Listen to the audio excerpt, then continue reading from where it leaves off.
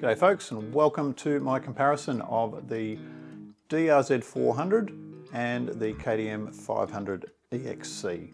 Is there any point to this video? You know what I'm going to say, but you might want to stick around and just find out why I'm going to say it. So first of all, what am I basing this comparison on? So just a quick summary of the trip. 7 bikes all up, a 2016, I think, 690, 2 brand new 690s, a Gas 700, a KTM 890, a BMW 1200 GS, and the trusty DR-Z400. The tracks, there was 6 days. So the first couple of days were difficult tracks. These were tracks that I had designed on the 500. They were long, there were very few breaks in them, and they were designed for a challenge. So that's what it was a challenge. Then there's a whole bunch of sort of medium tracks, I suppose. So think BMW GS Rally type track. In fact, literally BMW GS Rally. We had the guy who designed that rally come up with these tracks. And then there's a small amount of just open gravel road stuff. So quite a range of tracks. It was 6 days in total. So in my initial video, I kind of left it open for comments, and pretty much all of the comments said, take the 500. And by the end of the first day, that's exactly the bike that I was wishing I had taken. First day thoughts on the DR-Z compared with the 500. Well, I got to say, I wish I was on the 500 yesterday. The 500 would have been in its element yesterday. Heavy steering, heavy front end. That's just, yeah, they're my thoughts. And we'll get back to that weight issue a little bit later. But first, let's talk about a few of the bike issues. Now these could happen to any bike. This is not DR-Z specific. I lost the breather hose on my fuel cap there. So just kind of breathing in petrol fumes. Knew something felt wrong with this. Missing bolt.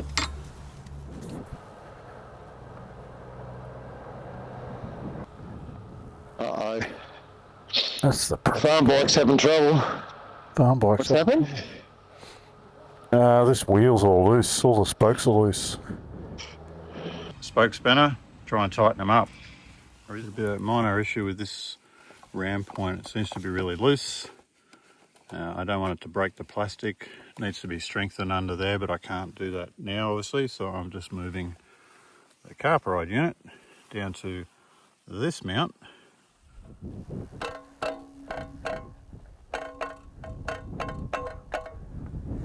There's also a few electrical issues. The spotties never worked from day one. USB power socket gave me some issues. Now I'll give that a pass because that wasn't my wiring. I never did that. But the biggest issue was the headlight switch. No headlights unless I press the pass switch over here on the left thing. Then they come on. I've checked the fuses. I'm thinking it might be in the switch block, but I'll have to dig around in that. But that's a fairly major issue, losing your headlights. And there's also a couple of setup issues that I didn't really attend to before the trip, and that just made things a little bit harder than it probably needed to be. I feel a bit cramped on this bike compared to the 500. Now, I guess a lot of this is going to come down to personalised setup with getting the right bar height, etc. I guess I'm a little surprised given how tall the seat is on this bike already, and the guy that rides it has got to be 6 foot something. That's what it feels like. I feel a bit cramped, and therefore I don't feel quite as confident standing on this bike than the 500. It just feels a lot more comfortable sitting down. The positioning seems a lot more comfortable, which just leads to being lazy, I suppose.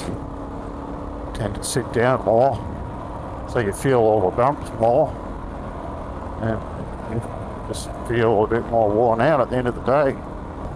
The other thing that makes me want to sit down more is my hands. This bike's got Oxford heated grips on it, and they are super hard. I got a couple of blisters like day one Standing up, you've got to hang on a bit harder, and it's a bit harder on the hands. Again, so one more thing that leads to me wanting to sit down a bit more. None of these things can't be overcome. I'll put softer grips on this, and probably a set of maybe 20mm bar risers, and that would probably solve most of those things. Now to the actual comparison of the 500 to the DR-Z400. This bike is a 2016 model, I think it is. My 500 is a 2019 model. There's only 3 years difference, but there's like, may as well be 30 years difference really. They are worlds apart. So after the first couple of hours on the bike, the first thing I'm noticing is the power. Sort of initial thoughts, I suppose, are there's a lot of gear changing going on with this bike.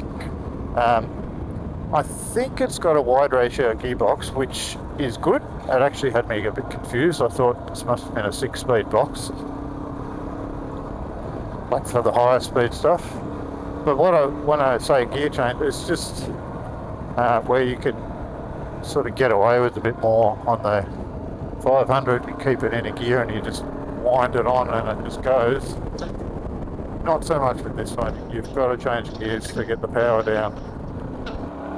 One thing I have noticed, something I've noticed today, the difference between the DR-Z and the 500 is the higher we go, more elevation, the more asthmatic the DR-Z becomes.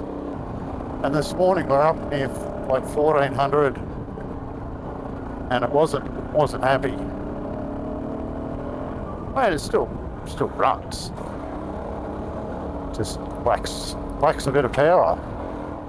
Then after a few more hours, the weight started to become apparent, and just the effect that was having on everything else going on the bike. Like an already, the slippery, slimy, muddy stuff. That's where you feel the weight. It's just pretty top heavy, this bike. Throws you around a lot. And riding the 500 for so long, I'd just forgotten how difficult it is to do long, hard days on a big, heavy bike. It's just a lot harder than on the 500. The suspension's not as good, steering's just a bit heavy. All of it put together just meant I had a tougher time of it on this bike than I would have on the 500. And I felt it at the end of the day. Sore arms, sore legs. But still capable, but just not ideal for the more difficult tracks.